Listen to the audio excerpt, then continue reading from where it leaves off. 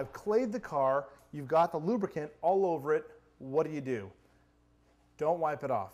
The lubricant that's on here is going to A, make your polish spread easier, make your wax spread easier, and no matter what happens, it's not going to hurt a thing. So you can use your energy and a clean microfiber towel, or you can move straight on. The first of our polishes in our hand line is the swirl and haze remover. This car has a ton of swirls. By hand, you're only going to be able to reduce swirl marks. To remove them, you're going to have to use a machine. That's just part of the deal. The swirl and haze remover has aluminum oxide.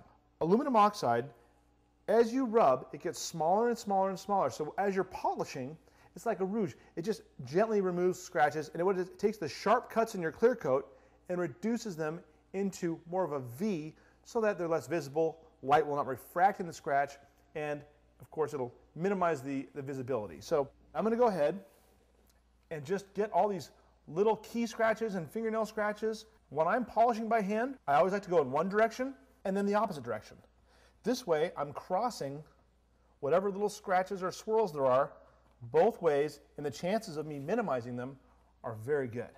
Once you're done doing the areas, if the entire car is swirled, then of course you want to polish out the entire car. Here is an outstanding way to polish your car, either by hand or machine. Get your bucket caddy, sit yourself down on it, and relax while polishing. This here is called Revive Polish. It's a paint cleaner.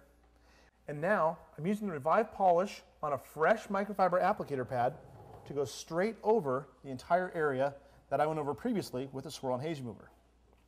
What this does, this feeds the paint, this adds depth, it adds clarity, and it also removes anything else that's remaining on your paint. If you don't have swirls and all you want to do is just make your paint deeper and darker and nicer, go ahead and use the Revive Polish by itself. It's outstanding as a standalone product as well. Let's say you just have a tiny bit of swirls and you want to add just a little bit of depth to the paint and you want to only do it once. Here's an option for you.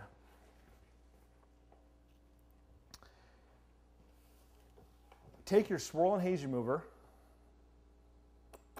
add a little bit on the pad. Then add about twice as much of the Revive Polish to the pad. This way, if you do want to do a one step and you don't feel like going over the car a couple times, and the car might not need it, you can get a lot done in one step by hand. Now, whether you're machine polishing or hand polishing, I always take an applicator pad and do the areas that you know you won't be able to hit with the polisher. And no matter what, you're going to do a little bit of the car by hand.